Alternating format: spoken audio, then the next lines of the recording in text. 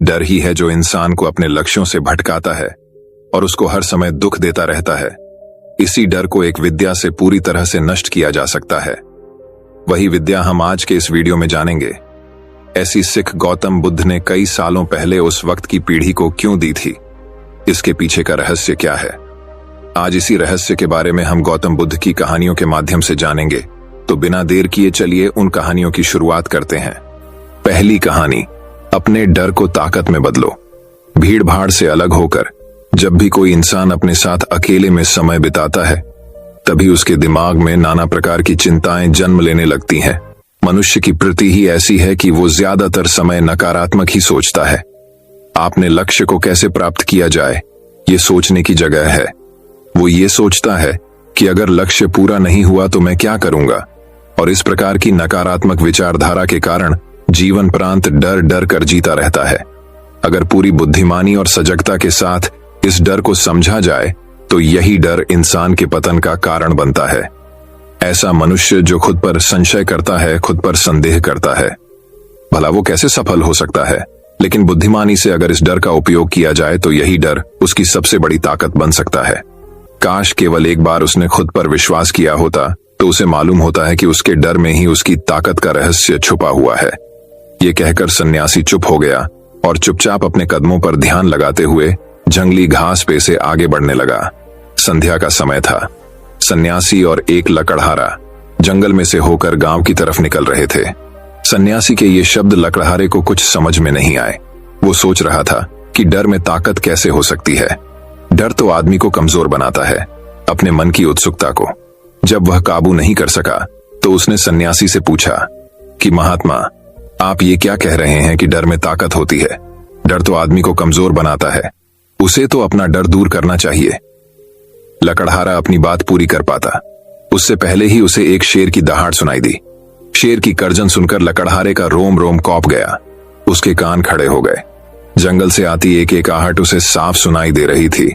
उसके कदम वहीं पर जम गए थे। वो भी नहीं पा रहा था। उसे पता था कि थोड़ी सी हरकत उसकी जान जोखिम में डाल सकती है। उसका दिल तो तेजी के साथ धड़क रहा था, लेकिन फिर भी वो अपनी सांसों पर काबू पाने का प्रयास कर रहा था। कुछ देर बाद जब खतरा टल गया तब सन्यासी ने कहना शुरू किया। सन्यासी ने कहा कि अभी जब तुम डरे हुए थे तो तुम्हारे शरीर का रोम रोम जाग गया था। जंगल से आ रही छोटी से छोटी आहट पर भी तुम्हारा ध्यान लगा हुआ था। तो इस प्रकार अपने मन के डर के कारण तुम होश में आ पाए, तुम पूरा ध्यान लगा पाए। इससे पहले जब तक तुम्हें शेर की दहाड़ सुनाई नहीं दी थी तब तक तुम अपने विचारों में खोए हुए थे। लेकिन जैसे ही तुम्हें शेर की दहाड़ सुनाई दी वैसे ही तुम्हारे सारे विचार गायब होकर हम वर्तमान में उपस्थित हो गए थे। यदि तुम्हें अभी शेर से बचकर भागना होता या फिर उससे लड़ना होता तो तुम्हें अपने शरीर की वो क्षमता देखने को मिलती जो आज तक जीवन में तुमने खुद भी महसूस नहीं की होगी। जब कोई कुत्ता तुम्हारे पीछे दौड़ता है उस समय तुम्हारी जो रफ्तार होती है वो तुम्हारी आम जिंदगी से कहीं ज्यादा होती है। साधारण जीवन में तुम इतने तेज नहीं दौड़ पाओगे जितना कि एक कुत्ते के सामने दौड़ पाओगे।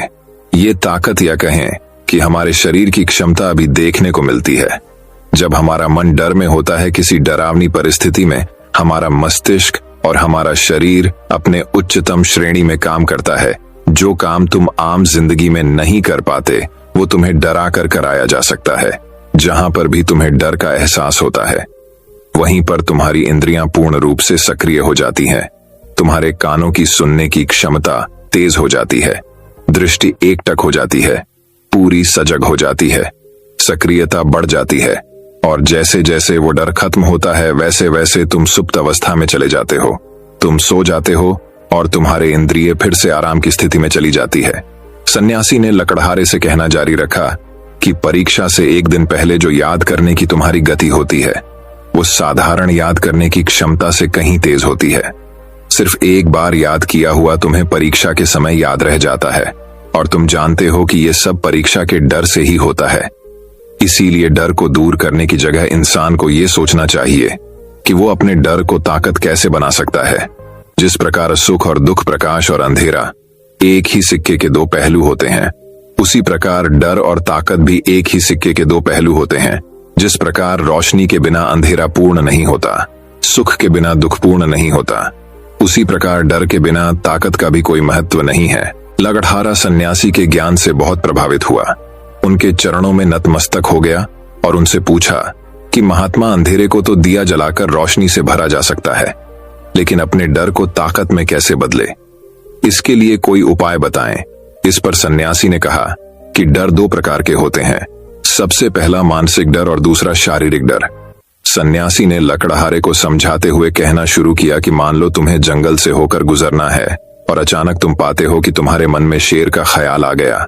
अभी तक प्रत्यक्ष रूप में शेर तुम्हारे सामने नहीं आया है ना, उसकी दाढ़ सुनाई दी है, मतलब दूर दूर तक कोई संदेशा नहीं है कि जंगल में शेर मौजूद है, लेकिन शेर का ख्याल आने से तुम्हारे मन में एक डर पनप गया। अब तुम्हारा उठने वाला एक एक कदम उसी डर से अभिभूत होगा। हर समय तुम्हारे मन में यही ख्याल चलेगा कि कहीं शेर ना जाए। ये शेर वर्तमान में तुम्हारे सामने नहीं है, यह तुम्हारी बहुविषय की कल्पना है। इसी प्रकार जो मनुष्य अतीत और भविष्य की चिंताओं में डूबा रहता है, वो मानसिक डर का शिकार होता चला जाता है। इसी विडंबना के कारण वो अपने जीवन में जीतने भी निर्णय लेता है। वो सारे मानसिक डर से ग्रसित होते हैं। इसीलिए ज्यादातर मनुष्य पूर्ण रूप से अपने निर्णय पर भरोसा नहीं कर पाते हैं, और यही निर्णय या फिर फैसले जो आधे मन से लिए जाते हैं, मनुष्य के कार्य को पूरा नहीं होने देते। लेकिन यह भी सत्य है कि मानसिक डर के कारण ही इंसान अपनी तैयारी पूरी करता है। अगर तुम्हारे मन में शेर का ख्याल नहीं आएगा तो तुम शेर से सुरक्षा के लिए कोई भी कदम नहीं उठाओगे, लेकिन अगर तुम्हें शेर का ख्याल आ गया तो तुम उससे सुरक्षा के लिए कोई ना कोई तरीका जरूर अपनाओगे। तो इसीलिए मानसिक डर बेकार नहीं होता, वो आपकी सुरक्षा को और ज्यादा मजबूत भी करता है। लेकिन समस्या तब शुरू होती है जब आप चाहकर भी कुछ नहीं कर सकते, लेकिन उसके बावजूद आप मानसिक डर झेल रहे होते हो। उदाहरण के लिए कुछ मनुष्य हमेशा ये सोचते रहते हैं कि उन्हें कोई बीमारी ना हो जाए, कहीं उनके साथ कोई दुर्घटना घट जाए, कहीं उनके साथ कोई धोखा ना कर दे। लेकिन इन सब घटनाओं पर उनका कोई जोर नहीं होता है, ये उनके हाथ में नहीं होता है। अगर दुर्घटना होनी होगी तो होगी ही, अगर बीमारी होनी होगी तो होगी ही। अच्छा खान पान और अच्छी दिनचर्या का पालन करने के बाद भी अगर कोई मनुष्य बीमार हो जाता है तो ये उसके नियंत्रण के परे की बात है। अपनी तरफ से उसने पूरी कोशिश की और यही उसका कर्तव्य था। उसमें कोई कुछ क्या कर सकता है? जो घटनाएं इंसान की पहुंच के परे होती है वो उनसे भी परेशान होता रहता है, उनसे भी उसका मन घबराता रहता है, और यही मानसिक डर उसके पतन का कारण बनता है। और यही मानसिक डर अगर सही तरीके से इस्तेमाल किया जाए तो मनुष्य समझदार और अनुभवी कहलाएगा। जो इंसान ये सोचता है कि कांटे सिर्फ दर्द देने के लिए ही बने हैं, वो ये भूल जाता है कि कांटे ही फूलों की रक्षा करते हैं। इसी प्रकार एक ज्ञानी मनुष्य किसी भी चीज का उपयोग अपने सकारात्मक तरीके से कर सकता है, लेकिन एक अज्ञानी मनुष्य है अपनी अज्ञानतावश उन चीजों को भी छोड़ देता है जो उसके लिए उपयोगी होती है। विवेकशील मनुष्य फंक गए पत्थरों का भी महल खड़ा कर लेता है, लेकिन एक वैज्ञानिक मनुष्य उन पत्थरों को दूसरों पर फेंकता रहता है। अगर किसी मनुष्य को अपने मानसिक डर को ताकत में बदलना है तो उसके कुछ नियम हैं, कुछ उपाय है। सबसे पहला उपाय, अपने विचारों का निरीक्षण। अगर हम अपने जीवन में अपने विचारों का निरीक्षण करेंगे तो हम पाएंगे कि ज्यादातर विचार हमारे काल्पनिक होते हैं, और इसीलिए जो डर उन विचारों के कारण पनपता है वो भी काल्पनिक होता है। ज्यादा सोचने वाले लोगों को जब सोचने के लिए कुछ नहीं मिलता तो वो निरर्थक बातों के बारे में सोचने लगते हैं, और वो बेकार के विचार उसे तो परेशान करते ही हैं, साथ ही साथ उसके परिजनों को, उसके सगे संबंधियों को भी परेशान करते हैं। इसीलिए ज्यादा सोचने वाले लोगों को यह समझना चाहिए कि मन में उठ रहे तमाम विचारों में से काम के विचार कौन से हैं और बेकार के विचार कौन से हैं। जो निरर्थक विचार हो उन्हें दूर करते जाओ, और जो सार्थक विचार हो उनको गहराई से सोचना शुरू करो। तभी तुम्हारी समस्याओं के, तुम्हारी उलझनों के उपाय निकलेंगे। मानसिक डर को दूर करने का दूसरा उपाय है उसका सामना करना। इसका मतलब यह नहीं है कि तुम शेर के सामने जाकर खड़े हो जाओ, बल्कि इसका मतलब यह है कि पूर्ण सुरक्षा के साथ तुम जंगल में जा रहे हो। यदि जंगल में जाना बहुत आवश्यक है तो तुम शेर के डर से अपने घर पर नहीं बैठ सकते हो। इसी प्रकार मनुष्य के जीवन में बहुत सारे डर होते हैं, जैसे कि परीक्षा का डर, लक्ष्य ना पाने का डर, झूठ बोलने का डर, सच के पता लग जाने का डर, अपनों को खो देने का डर, दुर्घटना हो जाने का डर। लेकिन जैसे जैसे समय के साथ इन डरों का सामना किया जाता है वैसे वैसे ये डर जीवन से दूर होते चले जाते हैं। अगर तुम इनसे बचने का प्रयास करते हो तो ये जीवन भर तुम्हें सताते रहेंगे।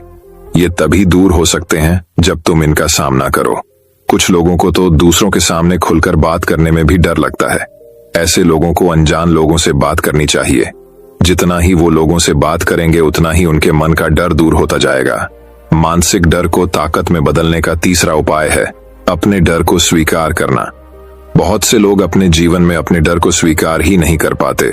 अगर आप उनसे पूछेंगे कि उन्हें किस चीज से डर लगता है तो वह साफ इनकार कर देंगे कि उन्हें किसी चीज से कोई डर नहीं लगता।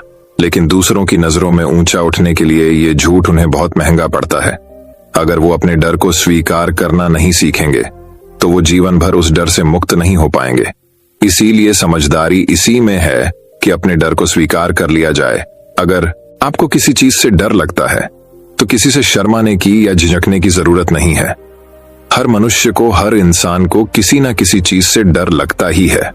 और आप पाएंगे कि जैसे ही आप अपने डर को स्वीकार करते हैं वैसे ही आपका डर खत्म होना शुरू हो जाता है। और जितना ही आप अपने डर को छिपाने की कोशिश करेंगे आपका डर उतना ही मजबूत होता चला जाता है। ये सारे तरीके तुम्हारे मानसिक डर को दूर कर सकते हैं, लेकिन शारीरिक डर को दूर करने के लिए तुम्हें दूसरे तरीके अपनाने होंगे। सबसे पहले ये समझो कि शारीरिक डर कौन सा होता है। मान लो तुम किसी जंगल से गुजर रहे हो और अचानक तुम्हारे सामने शेर आ जाता है। तुमने पहले नहीं सोचा था कि शेर तुम्हारे सामने आ सकता है, लेकिन जब वो तुम्हारे सामने आता है तो तुम्हारी सारी शारीरिक गतिविधियां शिथिल हो जाती है। तुम्हारी सांसें अटक जाती हैं, मस्तिष्क काम करना बंद कर देता है और तुम्हारा दिल तेजी के साथ धड़कने लगता है। तो इसीलिए जब बिन सोची बात हमारे साथ घटित होती है तो हमारा शरीर उस डर को महसूस कर पाता है और वही सारा डर कहलाता है। ऐसे समय में शारीरिक डर को दूर करने के कुछ उपाय है, कुछ तरीके हैं। सबसे पहला उपाय तो यही है कि अपने ऊपर संयम रखें। जब किसी मनुष्य के साथ बिन सोची बात घटती है तो सबसे पहले उसका संयम टूट जाता है और संयम टूटने के साथ उसका मस्तिष्क काम करना बंद कर देता है और इसी वजह से सोचने और समझने की प्रक्रिया भी रुक जाती है, क्योंकि हमारा शरीर उसी प्रकार कार्य करेगा जिस प्रकार हमारा मस्तिष्क उसे निर्देश देगा। अगर मस्तिष्क की सोचने समझने की शक्ति खत्म हो गई तो हमारा शरीर भी शिथिल हो जाता है। तो इसीलिए अगर कठिन समय में मनुष्य अपने ऊपर संयम रखता है तो उसका मस्तिष्क सही तरीके से काम करता है और वो सही निर्णय लेकर उस परिस्थिति से तत्काल बाहर आ सकता है। यहाँ पर दूसरा उपाय समझने का ये है कि जीवन में कुछ भी घटित हो सकता है। जीवन बड़ा चमत्कारिक होता है। वो हमारी सोच के अनुरूप नहीं चलता, बल्कि उसमें कुछ भी हो सकता है और यही जीवन की खूबसूरती होती है। अगर आपको आज ही पता चल जाए कि आने वाले 10 साल में क्या होने वाला है तो आपकी जीवन में से रुचि खत्म हो जाएगी। लेकिन अगर जीवन एक रहस्यमयी किताब की तरह बना रहेगा तो आप अपने जीवन से कभी नहीं थकेंगे। आपका जीवन आपको आश्चर्यचकित करता रहेगा। इसीलिए यह समझो कि जीवन में कुछ भी घटित हो सकता है, तुम्हारी सोच से परे भी घटित हो सकता है। इसीलिए कुछ अनुमान मत लगा लेना किसी सोच को लेकर। सन्यासी ने अपनी बात खत्म करते हुए कहा कि इन तरीकों से तुम अपने मानसिक और शारीरिक डर को दूर कर सकते हो और आनंद से भरा हुआ जीवन जी सकते हो। तो दोस्तों, कैसी लगी ये कहानी? आपको कमेंट सेक्शन में कमेंट करके जरूर बताना।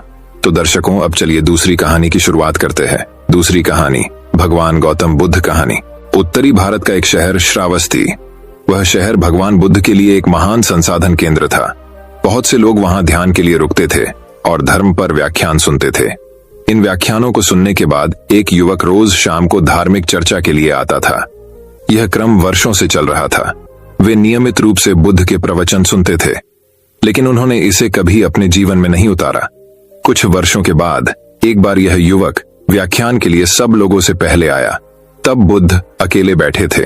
फिर वह बुद्ध से मिला और बोला, गुरुवर्य, एक सवाल मुझे लगातार परेशान कर रहा है और मेरे मन में संदेह पैदा कर रहा है। तब भगवान बुद्ध बोले कि धर्म के मार्ग पर चलते हुए किसी भी प्रकार का संशय व्यर्थ है, उसे दूर करें। आपके पास क्या सवाल है? गुरुवर्य, मैं आपके व्याख्यान में कई वर्षों से आ रहा हूं। मैं देखता हूं कि हमारे आसपास अनेक साधु, भिक्षुणियां और बड़ी संख्या में सामान्य सांसारिक स्त्री पुरुष आते हैं। मैं उन्हें सालों से देख रहा हूं। कुछ साधक ने इस रास्ते पर बहुत प्रगति की है। मैं स्वयं देखता हूं कि उनमें से कुछ को निर्वाण की भी अनुभूति हुई होगी। हालांकि कुछ लोगों को निर्वाण का एहसास नहीं हुआ है, लेकिन उनके जीवन में काफी बदलाव आया है। और गुरुवर्य, साथ ही मैं ऐसे बहुत से लोगों को देखता हूं जो बिल्कुल भी नहीं बदले हैं। मैं उनमें शामिल हूं। इनमें से कुछ तो काफी जर्जर नजर आ रहे हैं, उनमें कुछ भी नहीं बदला है या बदलाव के कोई संकेत नहीं है। गुरुवर्य, ऐसा क्यों हो रहा है? आप जैसे शक्तिशाली, निर्वाण, साक्षात्कारी, दयालु संत को उन्हें मुक्त करने के लिए अपनी शक्ति और करुणा का उपयोग क्यों नहीं करते? महापुरुष भगवान बुद्ध मुस्कुराए और युवक से पूछा, तुम कहां रहते हो? आपका मूल गांव कौन सा है? गुरुवर्य, मैं इस कौशल साम्राज्य की राजधानी श्रावस्ती में रहता हूं। युवक बोला, परंतु देखने से हमें यह नहीं लगता कि तुम इस क्षेत्र के निवासी हो, तो तुम मूल रूप से कहां के हो? भगवान बुद्ध ने युवक को पूछा, गुरुवर्य, मैं मूल रूप से मगध देश की राजधानी राजगिरी का रहने वाला हूं। तो क्या तुमने राजगिरी से नाता तोड़ लिया है? नहीं गुरुवर्य, मेरे कई रिश्तेदार हैं वहां, मेरे दोस्त और परिवार वाले वहां हैं और मेरा बिजनेस भी वहीं है। तो निश्चित रूप से अक्सर श्रावस्ती से राजगिरी जाते होंगे। हाँ गुरुवर्य, साल में कई बार राजगिरी जाता हूं और श्रावस्ती को लौटता हूं। कई बार एक ही रास्ते से जाकर आपको इस रास्ते का सब ज्ञान होगा और आप यहां से राजगिरी का रास्ता अच्छी तरह जानते होंगे। हाँ गुरुवर्य, मैं अगर अपनी आंखें बंद करके भी इस मार्ग से जाऊंगा तो पूरा मार्ग बता सकता हूं, क्योंकि मैं इस रास्ते से बहुत बार गुजरा हूं। सभी करीबी दोस्त और रिश्तेदार जानते हैं कि मुझे राजगिरी की सड़क का पूरा ज्ञान है। तब भगवान बुद्ध बोले कि जब ये लोग राजगिरी जाना चाहते हैं तो वे आपसे इस मार्ग के बारे में पूछते हैं। क्या तुम उनसे उस मार्ग के बारे में बातें छिपाते हो? क्यों साफ साफ रास्ता बताते हैं ताकि वे समझ सकें? क्या यह संभव है? गुरुवर्या, मैं उसे स्पष्ट रूप से समझाता हूं कि पूर्व की ओर चलना शुरू किया और गया पहुंचने के लिए आगे बढ़े, और यह भी कि आप बहुत ही सरल और समझने योग्य शब्दों में राजगिरी जाएंगे। मैं उन्हें स्पष्ट और सरल तरीके से मुझे जो कुछ पता है वो सब सच बताता हूं। तो बताने के बाद सब लोग राजगिरी बहुत आसानी से पहुंचते होंगे। भगवान बुद्ध बोले, गुरुवर्य, कहना थोड़ा कठिन है। जो लोग आदि से अंत तक इस मार्ग का अनुसरण करते हैं, जैसा कि मैंने उन्हें बताया है, वे राजगिरी तक पहुंच सकते हैं। यही मैं आपको बताना चाहता हूं युवा सज्जन। मेरे पास बहुत से लोग आते हैं क्योंकि मैं यहां से निर्वाण को गया हूं। मैं मार्ग को भली भांति जानता हूं। मुझसे पूछा जाता है कि निर्वाण और मुक्ति तक पहुंचने का मार्ग क्या है, तो उनसे क्या छुपाना है? मैं उन्हें स्पष्ट रूप से कहता हूं, यही तरीका है। अगर कोई सिर्फ अपना सिर हिलाता है और कहता है बढ़िया, बहुत अच्छा, बहुत ही फायदेमंद तरीका, बहुत बढ़िया तरीका, लेकिन मैं उस पर एक कदम भी नहीं चलूंगा, इस पर चलने में परेशानी नहीं होगी, तो ऐसे लोग इस लक्ष्य को कैसे प्राप्त कर सकते हैं? मैं इस अंतिम लक्ष्य तक किसी को अपने कंधों पर नहीं ले जा सकता। कोई किसी को अपने कंधों पर उठाकर अंतिम लक्ष्य तक नहीं ले जा सकता। बड़े प्रेम और करुणा से कोई कह सकता है, हाँ यही मार्ग है, और इस प्रकार मैं इस पथ पर चला, आप भी इस पथ पर चलिए, इसका पालन करें और आप निश्चित रूप से अंतिम लक्ष्य तक पहुंच जाएंगे। प्रत्येक मनुष्य को इस मार्ग पर स्वयं चलना चाहिए, एक कदम उठाना चाहिए। जो लोग इस रास्ते पर एक कदम बढ़ाते हैं वे अपने लक्ष्य के एक कदम और करीब होते हैं। जो लोग इस रास्ते पर 100 कदम आगे बढ़ते हैं वे लक्ष्य के 100 कदम करीब होते हैं। जो इस पूरे रास्ते पर चलते हैं वे अंतिम लक्ष्य तक पहुंच जाते हैं। सबसे अहम बात यह है कि इस रास्ते पर आपको खुद चलना होगा, आपको किसी की कृपा नहीं मिल सकती। भगवान बुद्ध बोले, पीड़ा का स्रोत हमारे भीतर है, सबके भीतर है। जब हमें अपने बारे में सच्चा ज्ञान हो जाता है तो दुखों की समस्या का समाधान भी हमारी दृष्टि में आ जाता है। इसलिए सभी आर्षि मुनि हमें स्वयं को समझने की सलाह देते हैं। वास्तविकता यह है कि हमें अपने वास्तविक स्वरूप को समझने से शुरुआत करनी चाहिए, जिसके बिना हम कभी भी अपनी या दूसरों की समस्याओं का समाधान नहीं कर पाएंगे। लेकिन वास्तव में हम अपने बारे में कितना जानते हैं? हम में से प्रत्येक अपने स्वयं के महत्व, अपनी विशिष्टता के प्रति आश्वस्त है, लेकिन यह आत्मज्ञान सतही है। आप वास्तव में अपने आप को बिल्कुल नहीं जानते हैं। भगवान बुद्ध ने अपनी प्रकृति का अध्ययन करके मानव अस्तित्व की खोज की। सभी पूर्वाभ्यासों को छोड़कर उन्होंने आत्म अनुसंधान किया। अपने भीतर के सत्य को खोजो। तब उन्होंने महसूस किया कि हर कोई भौतिक है। जीव 5 भागों से बना है, उनमें से 4 मानसिक और एक भौतिक पदार्थ रूह है। पहले हम भौतिक पक्ष से शुरू करते हैं। यह हमारा एक बहुत ही स्वाभाविक और मूर्त हिस्सा है। ये किसी भी इंद्रिय अंगों को त्वरित धारणा प्रदान करता है। सुख के पद के अंतिम लक्ष्य की ओर खुद को ही उस पथ पर चलना होगा। आपको यह कहानी कैसी लगी कमेंट करके बताइए। तो दर्शकों, अब चलिए तीसरी कहानी की शुरुआत करते हैं। तीसरी कहानी, अहिंसा परमो धर्म। भगवान बुद्ध ने बताया कि सही मार्ग न तो भोग का है न कठिन साधना का है। एक बार गौतम बुद्ध ने देखा कि सामने से भेड़ बकरियों का एक झुंड निकल रहा है। चरवाहा इस झुंड को कठिनता से घेर रहा था। बुद्ध ने कहा, अरे क्या कठिनाई है? चरवाहे ने कहा, भगवान, मेरे इस झुंड में एक लंगड़ा मेमना है। वह अन्य पशुओं के साथ कठिनाई से आगे बढ़ रहा है। बुद्ध ने प्रेम पूर्वक पूछा, इस भरी दोपहरी में इन भेड़ बकरियों को घेर कर तुम कहां ले जा रहे हो? चरवाहे ने उत्तर दिया, मुझे राजा की आज्ञा मिली है कि आज सायंकाल राजा यज्ञ करा रहे हैं। उसमें बलि के लिए 100 भेड़ बकरियों की आवश्यकता है। अतः इनको वहां पहुंचाने जा रहा हूं। बुद्ध ने कहा, चलो मैं भी तुम्हारे साथ चलता हूं। उन्होंने लंगड़े मेमने को कंधे पर बिठा लिया और दोनों साथ साथ चल पड़े। जब वे नगर में घुसे तो लोगों ने देखा कि बुद्ध अपने कंधे पर एक मेमने को रखकर चले आ रहे हैं। कुछ लोग उन्हें जानते थे और कुछ नहीं भी जानते थे, पर उनके बारे में सुन में रखा था। लोग बोले, देखो ये वे तपस्वी जा रहे हैं जो सामने पहाड़ी पर रहते हैं। कैसे शांति के अवतार हैं। वे दोनों यज्ञ स्थल पर पहुंचे। राजसेवकों ने भेड़ बकरियों को गिना, पर जैसे ही वधस्थल पर नियुक्त व्यक्ति पशु की गर्दन काटने को उद्यत हुआ, बुद्ध ने कहा, राजन, वधकर्ता को खड्ग मत चलाने दो। पहले वह मेरी गर्दन पर खड्ग चलाए। हे राजन, पशुओं को छोड़ दो। वह राजा भगवान बुद्ध के आगे नतमस्तक हो गया। उसने बलि के लिए मंगवाए सभी पशुओं को छोड़ दिया और इस प्रकार उस राज्य से हिंसा का हमेशा हमेशा के लिए नामो निशान मिट गया। तो दर्शकों, अब चलिए चौथी कहानी की शुरुआत करते हैं। चौथी कहानी, बुद्ध और राजकुमार। मागध राज्य का राजकुमार श्रोण बेहद उदंड था। उसको दूसरों के अपमान में आनंद की अनुभूति होती थी। दूसरों को अपमानित करने में वह उम्र का ख्याल भी नहीं करता था। जब माता पिता उसकी हरकतों से बहुत परेशान हो गए तो उन्होंने अपने महल में भगवान बुद्ध को आमंत्रित किया। बुद्ध जब महल में आए तो उन्होंने राजकुमार के विषय में सभी बातें सुनी। उन्होंने राजा से राजकुमार को प्रवचन में लाने के लिए कहा। श्रोण अपने पिता के साथ आया और प्रवचन की समाप्ति पर वह बुद्ध के चरणों में लौट गया। बुद्ध के वचनों से प्रभावित होकर वह बौद्ध धर्म में दीक्षित हो गया। उसका जीवन पूर्णतः बदल गया। कुछ समय बाद उसने प्रायश्चित्त करने के लिए अन्न जल का त्याग कर दिया। उसके इस कठोर प्रण के विषय में जब भगवान बुद्ध को झांत हुआ तो वे उसे देखने आए। उन्होंने स्नेहपूर्वक उसके मस्तक पर हाथ रखा और बोले, श्रोण, अन्न जल के त्याग के चलते तुम्हारा स्वास्थ्य गिरता जा रहा है। तुम संगीत के जानकार हो, अतः उससे जुड़े मेरे एक प्रश्न का उत्तर दो। क्या वीणा के तार ढीले करने पर उससे स्वर लहरी फूटती है? श्रोण ने जवाब दिया, नहीं भगवान। बुद्ध ने पूर्ण प्रश्न किया, तब तो तारों को खूब कसना पड़ता होगा। श्रोण बोला, नहीं, अधिक कसने से तार टूट सकते हैं। तब तथागत बोले, वीणा से मधुर संगीत निकालने के लिए उसके तारों को न तो अधिक ढीला रखना चाहिए और न ही अधिक कसना चाहिए। इसी प्रकार हमारा जीवन भी एक वीणा की तरह ही है, जिसे भली भांति चलाने के लिए सभी वस्तुओं का पूर्ण त्याग उचित नहीं है। श्रोण ने कठोर प्रतिज्ञा से मुक्ति ले ली और सहज जीवन जीने लगा।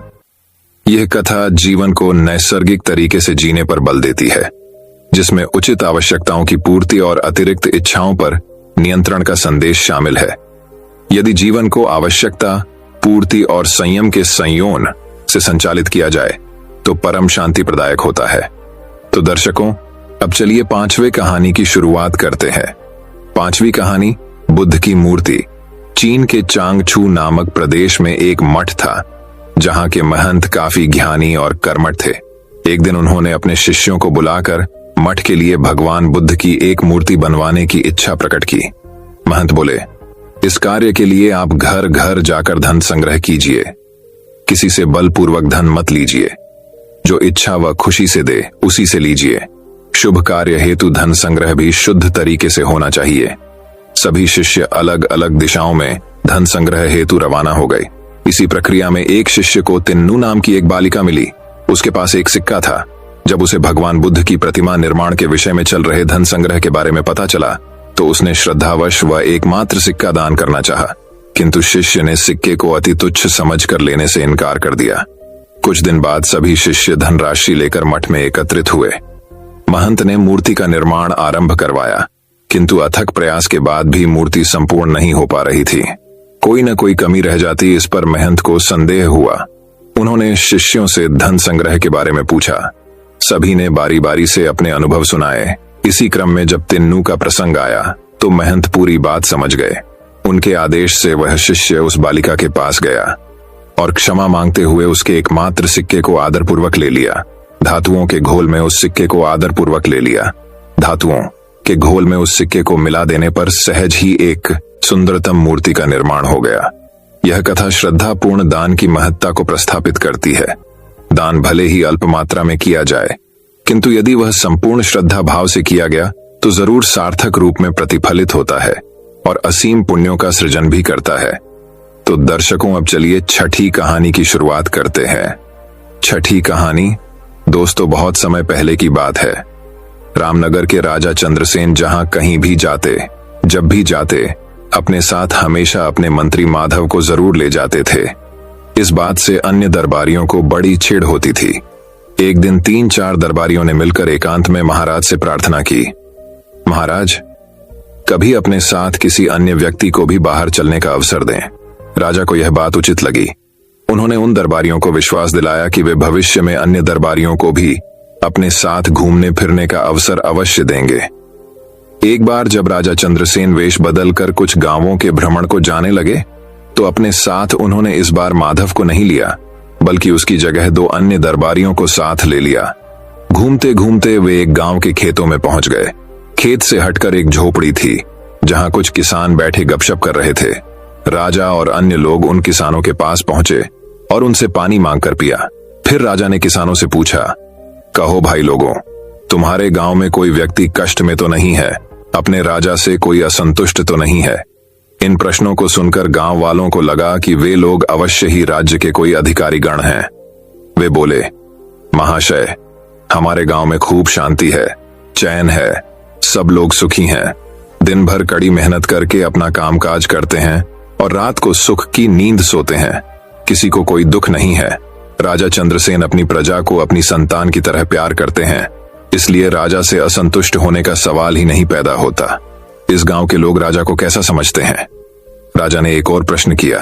राजा के इस सवाल पर एक बूढ़ा किसान उठा और ईख के खेत में से एक मोटा सा गन्ना तोड़ लाया।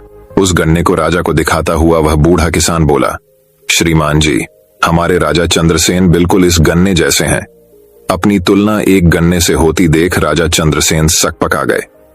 उनकी समझ में यह बात बिल्कुल भी न आई कि इस बूढ़े किसान की बात का अर्थ क्या है। उनको यह भी समझ में न आया कि इस गांव के रहने वाले अपने राजा के प्रति क्या विचार रखते हैं। राजा चंद्रसेन के साथ जो अन्य साथी थे, राजा ने उन साथियों से पूछा, इस बूढ़े किसान के कहने का क्या अर्थ है? साथी राजा का यह सवाल सुनकर एक दूसरे का मुंह देखने लगे। फिर एक साथी ने हिम्मत की और बोला, महाराज, इस बूढ़े किसान के कहने का साफ मतलब यही है कि हमारे राजा इस मोटे गन्ने की तरह कमजोर हैं। उसे जब भी कोई चाहे एक झटके में उखाड़ सकता है, जैसे कि मैंने यह गन्ना उखाड़ लिया है।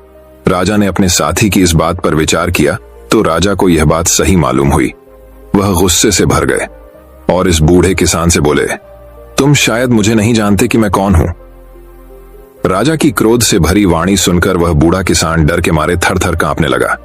तभी झोपड़ी में से एक अन्य बूढ़ा उठ खड़ा हुआ और बड़े नम्र स्वर में बोला, महाराज, हम आपको अच्छी तरह जान गए हैं, पहचान गए हैं, लेकिन हमें दुख इस बात का है कि आपके साथी ही आपके असली रूप को नहीं जानते। मेरे साथी किसान के कहने का मतलब यह है कि हमारे महाराज अपनी प्रजा के लिए तो गन्ने के समान कोमल और रसीले हैं, किंतु दुष्टों और अपने दुश्मनों के लिए महानतम कठोर भी। उस बूढ़े ने एक कुत्ते पर गन्ने का प्रहार करते हुए अपनी बात पूरी की। इतना कहने के साथ ही उस बूढ़े ने अपना लबादा उतार फेंका और अपनी नकली दाढ़ी मूछें उतारने लगा। उसे देखते ही राजा चौंक पड़े। माधव, तुमने यहां भी हमारा पीछा नहीं छोड़ा। तुम लोगों का पीछा कैसे छोड़ता भाई? अगर मैं पीछा न करता तो तुम इन सरल हृदय किसानों को मौत के घाट ही उतरवा देते, महाराज के दिल में क्रोध का ज्वार पैदा करते। सो अलग, तुम ठीक ही कह रहे हो माधव। मूर्खों का साथ हमेशा दुखदायी होता है। भविष्य में मैं कभी तुम्हारे अलावा किसी और को साथ नहीं रखा करूंगा। उन सब की आपस की बातचीत से गांव वालों को पता चल ही गया था कि उनकी झोपड़ी पर स्वयं महाराज पधारे हैं और भेष बदलकर पहले से उनके बीच बैठा हुआ आदमी ही माधव है। तो वे उनके स्वागत के लिए दौड़ पड़े। कोई चारपाई उठवाकर लाया तो कोई गन्ने का ताजा रस निकाल कर ले आया। गांव वालों ने बड़े ही मन से अपने मेहमानों का स्वागत किया, उनकी आवभगत की। राजा चंद्रसेन राय उन ग्रामवासियों का प्यार देखकर आत्मविभोर हो गए। माधव की चोट से आहत हुए दरबारी मुंह लटकाए हुए जमीन कुरेदते रहे और माधव मंद मंद मुस्कुरा रहे थे। दोस्तों, इस कहानी से हमें यह सीख मिलती है कि बुद्धिमान व्यक्ति के साथ रहना जीवन में जरूरी है, क्योंकि मूर्ख व्यक्ति हमेशा आपको गलत राह ही दिखाएंगे। तो दर्शकों, अब चलिए 7वीं कहानी की शुरुआत करते हैं। 7वीं कहानी। दोस्तों, अगली कहानी की शुरुआत कुछ इस प्रकार होती है। समय के साथ साथ राजा चंद्रसेन राय की माता बहुत अवरुद्ध हो गई थीं। एक बार वह बहुत बीमार पड़ गई। उन्हें लगा कि अब वे शीघ्र ही मर जाएंगी। उन्हें आम से बहुत लगाव था, इसलिए जीवन के अंतिम दिनों में वे आम दान करना चाहती थीं। सो उन्होंने राजा से ब्राह्मणों को आमों को दान करने की इच्छा प्रकट की। वह समझती थी कि इस प्रकार दान करने से उन्हें स्वर्ग की प्राप्ति होगी। सो कुछ दिनों बाद राजा की माता अपनी अंतिम इच्छा की पूर्ति किए बिना ही अमरार्थी को प्राप्त हो गईं। उनकी अमरार्थी के बाद राजा ने सभी फिवदान ब्राह्मणों को बुलाया और अपनी मां की अंतिम अपूर्ण इच्छा के बारे में बताया। कुछ देर तक चुप रहने के पश्चात ब्राह्मण बोले, यह तो बहुत ही बुरा हुआ महाराज। अंतिम इच्छा के पूरा न होने की दशा में तो उन्हें मुक्ति ही नहीं मिल सकती। वे प्रेत योनि में भटकती रहेंगी। महाराज, आपको उनकी आत्मा की शांति का उपाय करना चाहिए। तब महाराज ने उनसे अपनी माता की अंतिम इच्छा की पूर्ति का उपाय पूछा। ब्राह्मणों बोले, उनकी आत्मा की शांति के लिए आपको उनकी पुण्यतिथि पर सोने के आमों का दान करना पड़ेगा। अतः राजा ने मां की पुण्यतिथि पर कुछ ब्राह्मणों को भोजन के लिए बुलाया और प्रत्येक ब्राह्मण को सोने से बने आम दान में दिए। जब माधव को यह पता चला तो वह तुरंत समझ गया कि ब्राह्मणों लोग राजा की सरलता तथा भोलेपन का उठा रहे हैं। सो उसने उन ब्राह्मणों को पाठ पढ़ाने की एक योजना बनाई। अगले दिन माधव ने ब्राह्मणों को निमंत्रण पत्र भेजा। उसमें लिखा था कि माधव भी अपनी माता की पुण्यतिथि पर दान करना चाहता है, क्योंकि वह भी अपनी एक अधूरी इच्छा लेकर मरी थी। जब से उसे पता चला है कि उसकी मां की अंतिम इच्छा पूरी न होने के कारण प्रेत योनि में भटक रही होंगी, वह बहुत ही दुखी है और चाहता है कि जल्दी उसकी मां की आत्मा को शांति मिले। ब्राह्मणों ने सोचा कि माधव के घर से भी बहुत अधिक दान मिलेगा, क्योंकि वह शाही विदूषक है। सभी ब्राह्मण निश्चित दिन तेनालीराम के घर पहुंच गए। ब्राह्मणों को स्वादिष्ट भोजन परोसा गया। भोजन करने के पश्चात सभी दान मिलने की प्रतीक्षा करने लगे। तभी उन्होंने देखा कि माधव लोहे के सलाखों को आग में गर्म कर रहा है। पूछने पर माधव बोला, मेरी मां फोड़ों के दर्द से परेशान थी। अमरार्थियों के समय उन्हें बहुत तेज दर्द हो रहा था। इससे पहले कि मैं गर्म सलाखों से उनकी सिकाई करता, वह मर चुकी थी। अब उनकी आत्मा की शांति के लिए मुझे आपके साथ वैसा ही करना पड़ेगा जैसी कि उनकी अंतिम इच्छा थी। यह सुनकर ब्राह्मण बौखला गए। वे वहां से तुरंत चले जाना चाहते थे। वे गुस्से में तेनालीराम से बोले कि हमें गर्म सलाखों से दागने पर तुम्हारी मां की आत्मा को शांति मिलेगी? नहीं महाशय, मैं झूठ नहीं बोल रहा। यदि सोने के आम दान में देने से महाराज की मां की आत्मा को स्वर्ग में शांति मिल सकती है, तो मैं अपनी मां की अंतिम इच्छा क्यों नहीं पूरी कर सकता? यह सुनते ही सभी ब्राह्मण समझ गए कि माधव क्या कहना चाहता है। वह बोले, माधव, हमें क्षमा करो, हम वे सोने के आम तुम्हें दे देते हैं, बस तुम हमें जाने दो। माधव ने सोने के आम लेकर ब्राह्मणों को जाने दिया, परंतु एक लालची ब्राह्मण ने सारी बात राजा को जाकर बता दी। यह सुनकर राजा क्रोधित हो गए और उन्होंने तुरंत माधव को बुलाया। वे बोले, माधव, यदि तुम्हें सोने के आम चाहिए थे तो मुझसे मांग लेते। तुम इतने लालची कैसे हो गए कि तुमने ब्राह्मणों से सोने के आम ले लिए? महाराज, मैं लालची नहीं, अपितु मैं तो उनकी लालच की प्रवय आरती को रोक रहा था। यदि वे आपकी मां की पुण्यतिथि पर सोने के आम ग्रहण कर सकते हैं, तो मेरी मां की पुण्यतिथि पर लोहे की गर्म सलाखें क्यों नहीं झेल सकते? राजा माधव की बातों का अर्थ समझ गए। उन्होंने ब्राह्मणों को बुलाया और उन्हें भविष्य में लालच त्यागने को कहा। दोस्तों, मैं उम्मीद करता हूं कि यह कहानी सुनने से आपके जीवन में अच्छे बदलाव आए होंगे। आपको इस वीडियो से क्या सीखने मिला, ये कमेंट करके जरूर बताएं और अपने परिवार, दोस्तों या आपके करीबी इंसान के साथ ये कहानी शेयर करके उन्हें भी इस ज्ञान से परिचित करवाएं। बाकी अगर आपको ये वीडियो दिल से अच्छी लगी हो, तभी इस वीडियो को लाइक कर देना और आपने अब तक इस चैनल को सब्सक्राइब न किया हो तो चैनल को सब्सक्राइब भी जरूर कर देना। आपका हर दिन शुभ हो और खुशियों से आपका जीवन भरा रहे। धन्यवाद। नमो बुद्धाय।